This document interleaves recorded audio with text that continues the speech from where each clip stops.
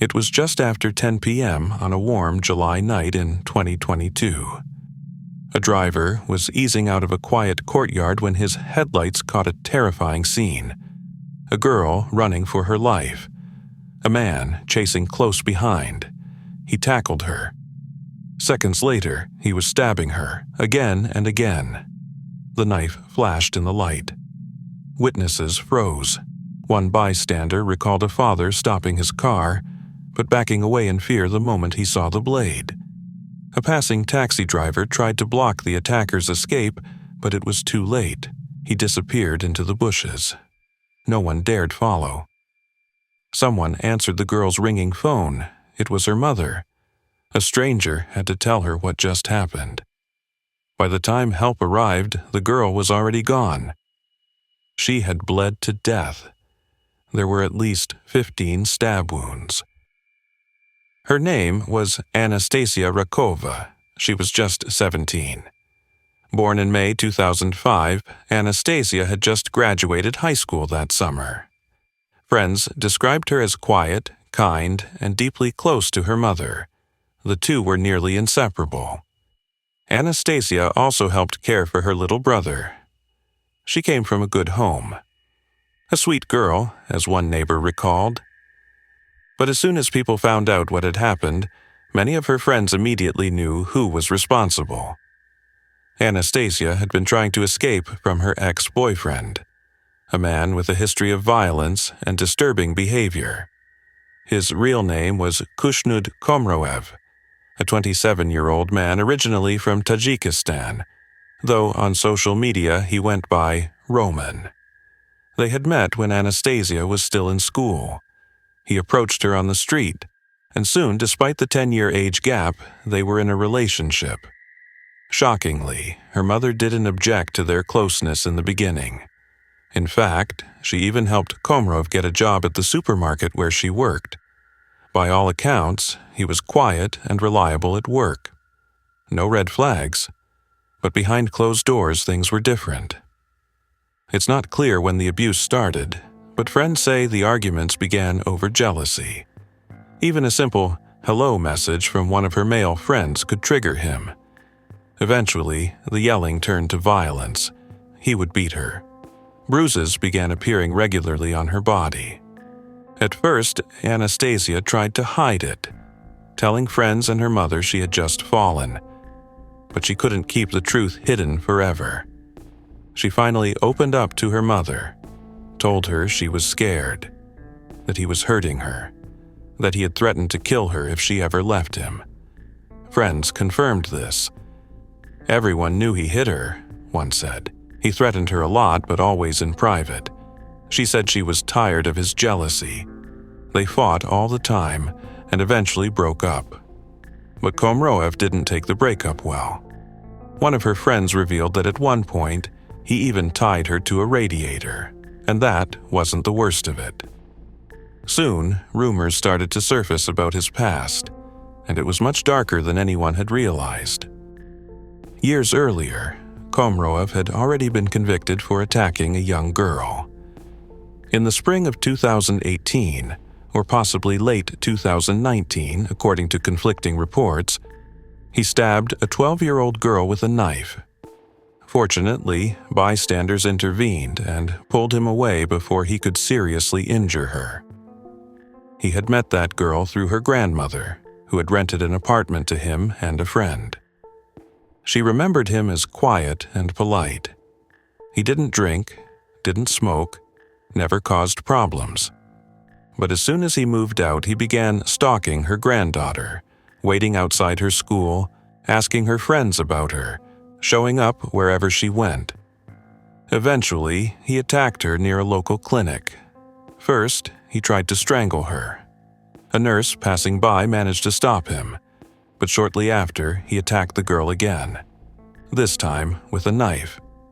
He was arrested and spent time in pretrial detention. When his sentence was handed down, a year in a low-security colony, his time already served meant he walked free the same day. No deportation followed, despite the conviction and his migrant status. He had a residence permit, and it was shortly after his release that he began dating 15-year-old Anastasiya. People in the neighborhood remembered seeing him drunk often. He would try to talk to girls as young as 15, approaching them on the street or messaging them online. "He messaged me too," said one of his acquaintances. "Wanted to hang out.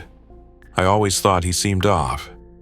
People warned me not to get involved with him, said he was aggressive and weird. He harassed girls in local shops. One young woman who worked at a market selling homemade jam and honey said he made her deeply uncomfortable. He was always trying to start conversations. Everyone knew he was bad news." By the summer of 2022, Anastasiya had finally decided to cut ties with him. That's when the threats got worse. He told her, "If I can't have you, no one will." Her mother, who had once supported the relationship, now did everything she could to protect her daughter. She urged Anastasiya to end it completely and stay away from him. At one point, a confrontation between the mother and Komroev was caught on a building security camera. It was early June 2022. Komroev had been waiting outside their apartment building, bottle in hand, slurring his words, demanding to talk. Anastasiya and her friend ignored him. When her mother appeared, she stepped in quickly and made it clear he wasn't welcome, but that wasn't enough. Пошел отсюда. Плохо подошел. Не подходи к ней, да близко. Пошел отсюда. Дай поговорить. Я сказала, пошел отсюда. Пошел. Я сейчас вызову полицию. Окей, зря так делал. Если ты подойдешь, хоть... Вот я... Зря так. А ты что делал? Она что делает? Говорит, сколько у нее там фильмов? Ты голый фотки? Сюда подойди. Не знаю. Это ненормально. Смотри, сколько у тебя сантим. Это ненормально. Чего? Она мне это тоже сказала? Сказала. Она сказала мне. Я ее била, блядь. Ты не имеешь права ее трогать. Понимаешь? Встречайся со мной, я делаю все, покупаю, делаю, домой не отправляю деньги. Делаю все. А сидеть в ванне, для фото. Еще одну скажу. Не стыдно говорить. Сиди в ванне, ты разговариваешь. Anastasiya's mother tried to stop him, not just with words, but by going to the police. She filed multiple reports, warning that Komroev was threatening her daughter's life and had already hurt her. Each time, the police dismissed her concerns. They claimed there was no crime. They never even brought him in for questioning. Even the prosecutor's office didn't intervene. All of this despite Komroev's criminal record, despite a previous conviction for violence against a minor. So he stayed free, drinking, stalking, and watching Anastasiya. Even neighbors noticed her growing fear. She never walked alone, one recalled. She was always with someone, her parents or friends. She was terrified. She begged for help, but no one helped. After one final confrontation near their building, her mother got security footage and planned to go to the police. Again, but she never got the chance. On July 26th, Anastasiya asked her mother if she could go out for a short walk with a friend. By then, Komroev hadn't been seen around for a while. He hadn't called, hadn't shown up near the building. Her mother hesitated. But after thinking it over, she agreed to let her go. Anastasiya's friend later recalled that throughout the walk, the girl kept looking over her shoulder. She couldn't shake the feeling that someone was following her.